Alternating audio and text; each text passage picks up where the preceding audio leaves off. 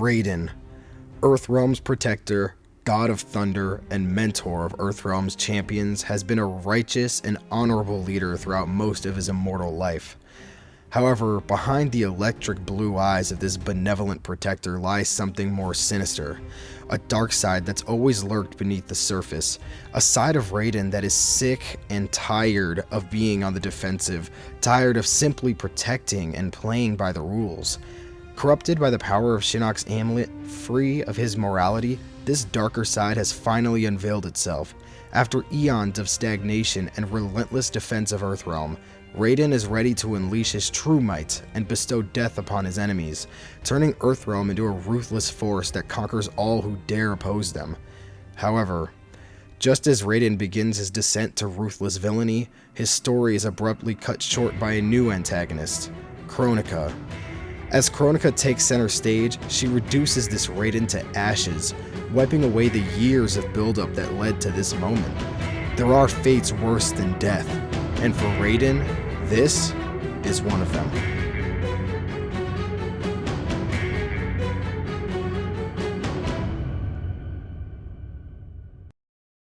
The Raiden of the NRS era begins as the bridge between Armageddon and MK9, kicking off the first ever reboot of Mortal Kombat. On the brink of death at the hands of Shao Kahn atop the Pyramid of Argus, Raiden sends a desperate and vague message to his past self: he must win. We then follow this past Raiden as he receives the message at the start of the tournaments. His amulet cracks for the first time, and from here we follow the story as Raiden attempts to interpret the message and find out who exactly must win. This is a great way to push the story forward and keeps not only Raiden but also us as the audience guessing on what exactly the future Raiden means. This allows Raiden to make many different decisions and or mistakes without any of them feeling out of place or stupid, as the vagueness of the message means Raiden can't really know for sure how to move forward, so the mistakes are understandable. Raiden also handles this pressure very well. He remains calm and strategic with his decisions. He never does anything outright drastic or dangerous until the end, when he allows Shao Kahn to merge the realms. Rather, he lets events play out and tries to make minor adjustments to the events as he continues to receive visions. He retains a calm and wise mentor-like mindset despite the knowledge of his and Earthrealm's impending doom. However, as the story continues, his decisions seem to amount to nothing. He begins to get more and more desperate, progressively making more dangerous and morally questionable decisions.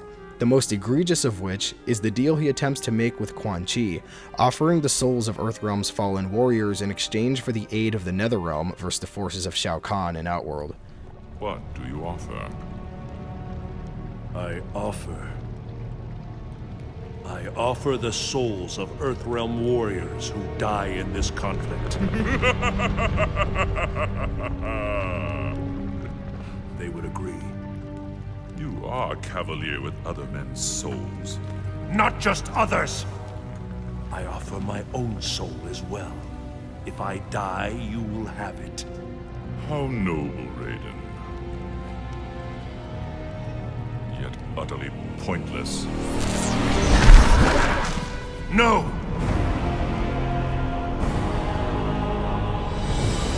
You see, their souls are already mine.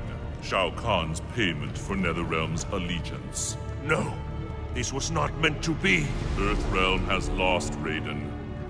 Now so shall you. Finish him. This offer is concerning from Raiden, a showcase of the lengths he'd go to assure Earthrealm's survival. But it's because of this goal that I still understand it. He feels he has no choice here. Unfortunately, however, Quan Chi and the Netherrealm already have claim to Earthrealm's souls through an identical deal made by Shao Kahn, making Raiden's efforts futile once again. However, it's this interaction with Quan Chi that allows Raiden to finally understand what his future self means. Shao Kahn's victory is nearly complete. Soon he will arrive in Earthrealm. No! The Elder Gods cannot allow it! The Elder Gods are toothless. Your world is near destruction, yet they do not act. They must! Only through Mortal Kombat may Shao Kahn merge the realms, lest he face the judgment of the Elder Gods. Lest he face the judgment of the Elder Gods. He must win. It is Shao Kahn who must win. Allowing Shao Kahn to merge the realms without victory in Mortal Kombat would be allowing him to break the rules set in place by the Elder Gods. If the rules are broken, Shao will face the judgment and punishment of the Elder Gods. It's here where Raiden finally understands the message. He returns to Earthrealm to tell the others and ensure that Shao Kahn merges the realms.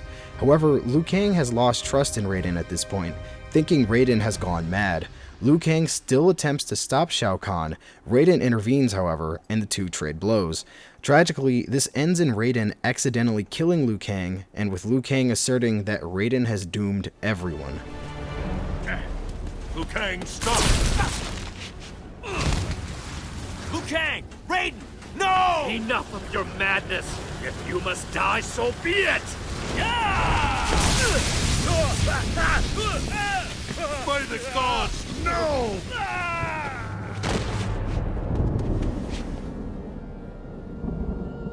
No. This was not meant to happen. What did you do? Liu Kang, forgive me. You have killed us. Oh.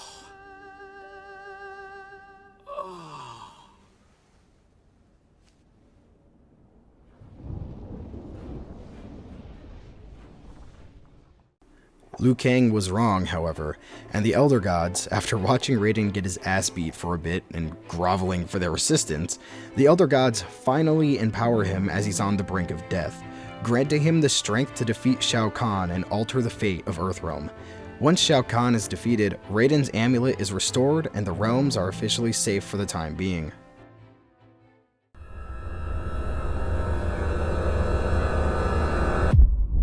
Raiden's role in MKX isn't very large until the final moments. He retains his wise mentor attitude throughout most of the story, with most of his early appearances coming from flashback scenes such as his interaction with a young Kung Jin and his own flashback scene with Liu Kang and Kung Lao. He has a minor subplot of feelings of guilt for what he's done to the two of them, but other than brief mentions in dialogues with other characters, this aspect of Raiden is widely unexplored and unnoticeable, playing a very minor role, if any. I will be coming back to this shortly when I talk about the missed opportunities and how we could improve Raiden's story, but for now, let's continue the recap of what we actually got. Raiden's chapter in MKX is mostly unimportant, uninteresting, and pretty forgettable. It starts with a flashback of him, Liu Kang, and Kung Lao on a mission to free Shaolin warriors from a Tarkatan raid. To sum it up, this flashback to me seems like it's supposed to garner sympathy from the audience and showcase Raiden's affection and guilt for the deaths of Liu Kang and Kung Lao by showcasing a moment where they were close and how special they were to Raiden.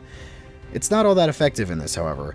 It feels more like a filler piece meant to add a few more fights to the story rather than showcase anything about how Raiden feels towards his comrades. They beat up on Baraka and D'Vorah, then leave. Really, nothing of substance happens here.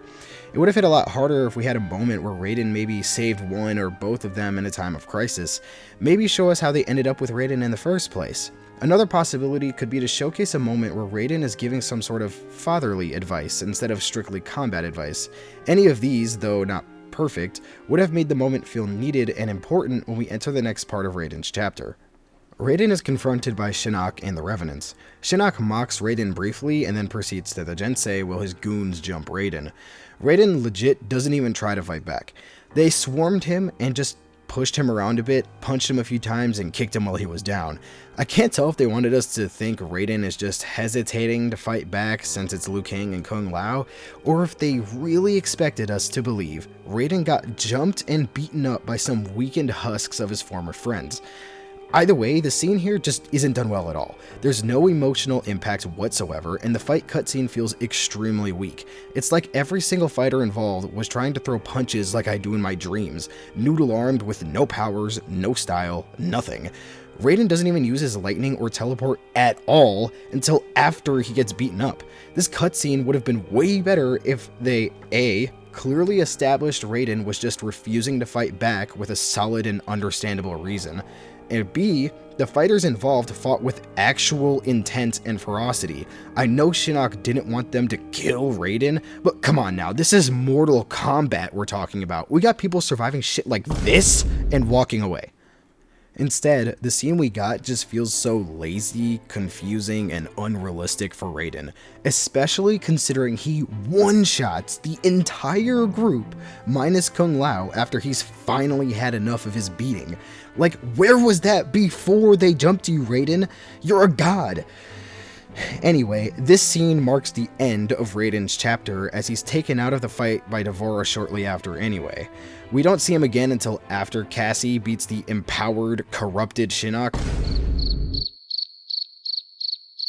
where they place Raiden in the Gensei to cleanse it. And finally, after the credits roll, we get an important cutscene with major implications for what's to come in the next game. Time and again, we've defeated our enemies, but we've exacted no retribution, demanded no remuneration. What have we gained for our mercy? More intrigue, more senseless violence. As the new rulers of the Netherrealm, heed me. No longer will I simply defend Earthrealm. I will seek out and destroy all who threaten it. No mercy will be shown, no quarter given.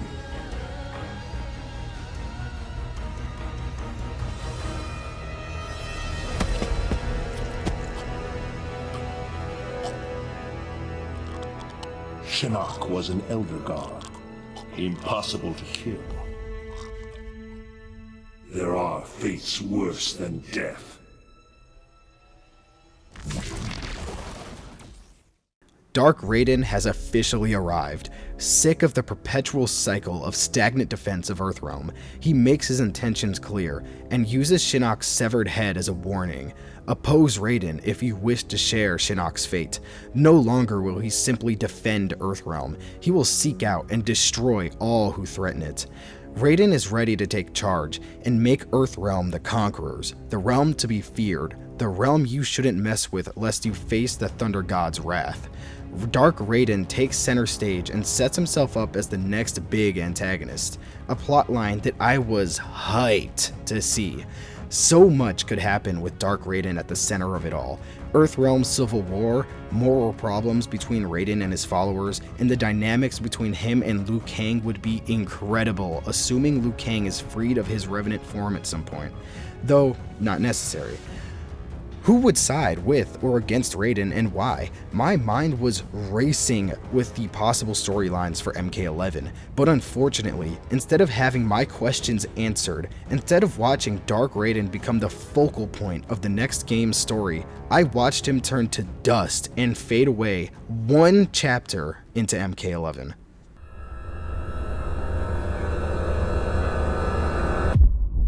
This is where things drastically fall downhill.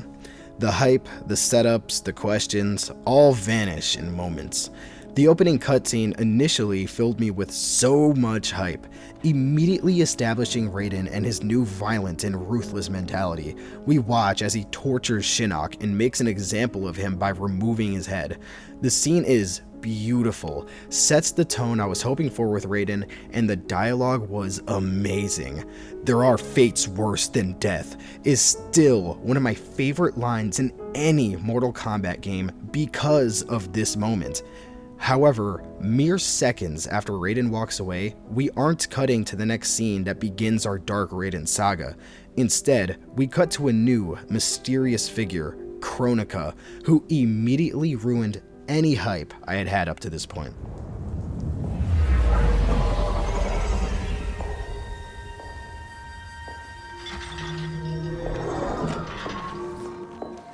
This was not your destiny, Shinnok. Once again, the Thunder God has upset the balance of history. But know this. The arc of the universe bends to my will. It is only a matter of time. Watching Kronika's introduction, her time powers, and her hatred for Raiden and his actions, I just knew the story wasn't going in the direction it should have been. She is clearly meant to be taken as the main player of the story going forward. Her time powers and her dialogue with Shinnok tells us she is a being like none we've seen before. This was not your destiny, Shinnok. This implies that she has some form of control over literal destinies of characters. And not any character. Shinnok, an elder god. This just hit me in the gut when I played it the first time. I knew Dark Raiden was not going to be the focal point of the story. But oh boy, even in my disappointment, I was not ready for just how bad they handled Dark Raiden.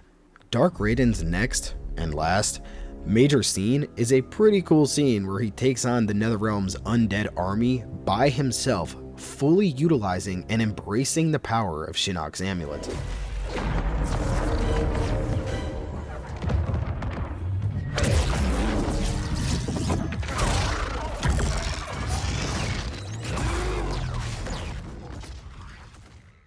Yep, that's it. Because after that, we next see him get reduced to literal dust. Kronika brings back past characters and merges them into the current timeline to use them as pawns, while she slowly erases this timeline to craft a new, Raidenless one. Raiden is conveniently the only character who can't have two versions of him existing at once because he's a god. So, the past, uncorrupted Raiden is the one who gets to stay, while the current Chad, Dark Raiden, literally turns to sand and fades away. In Chapter 1, all this setup is gone after one chapter in MK11. It's still so painful to watch. I will never get to see the possibilities I imagined for MK11. They just gave up on Dark Raiden and their new story way too fast.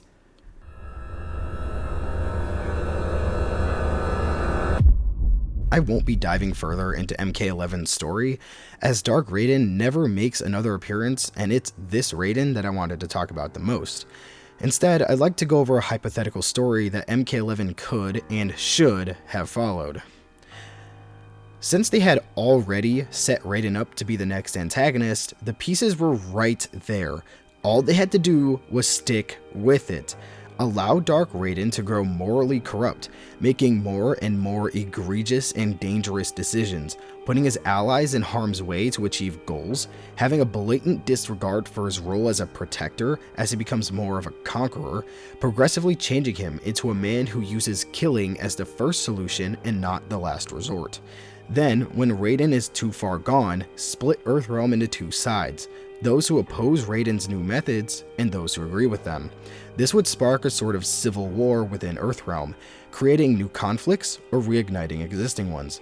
We could see even the closest of characters and families begin to split as they each take their side in the war.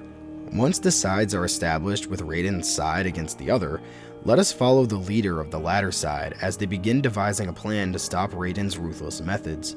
Have them gain allies from Outworld too, as they would share common enemy, creating a unique dynamic between the realms and their characters. I'd love to see this leader be someone like Kuai Liang. He's already an established leader as the Lin Kuei Grand Master. He's smart, uses violence as a means to an end, and has already amassed a fair amount of powerful and trusted allies, like Scorpion. I'd like for Kuai Liang to be this leader as well because he has insight into being a revenant of Quan Chi. Having been one of the few people restored from their revenant form, this would make Kuai Liang one of the best candidates for procuring a method to restore Liu Kang and or Kitana to their human forms. Restoring Liu Kang at minimum should be a major focal point in this hypothetical scenario. If anyone can get through to Raiden, it'd be Liu Kang. Plus, he'd easily be the most powerful ally they'd have. From here, we could build the story to the climactic battle of Liu Kang vs Dark Raiden.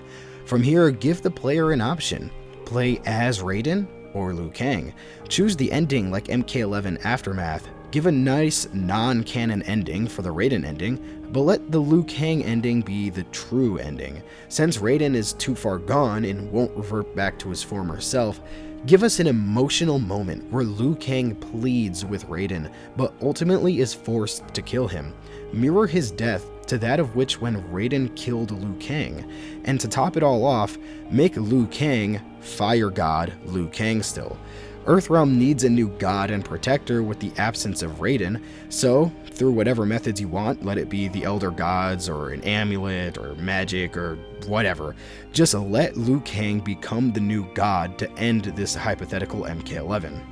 So yeah, I left out a lot of possible details, but I, and I'm sure many others, would have preferred to have this overall plot over the Chronica no like Raiden, reset the timeline shit we got instead. Though not perfect, this hypothetical storyline would at least pay off the setup they built for Dark Raiden. If they wanted to reset everything with Chronica still, they could do it after they finish what they started. Unfortunately, this isn't what we got, and we can only continue to imagine what we could have had. Raiden truly was a special character throughout the NRS timeline, but he could have been more. Another victim of NRS's inability to stick to their guns and pay off the setups they establish. It really does pain me to see the story get reset again just 3 games after the MK9 reboot. They had a chance to continue creating a deep, expansive world with complex characters and lore.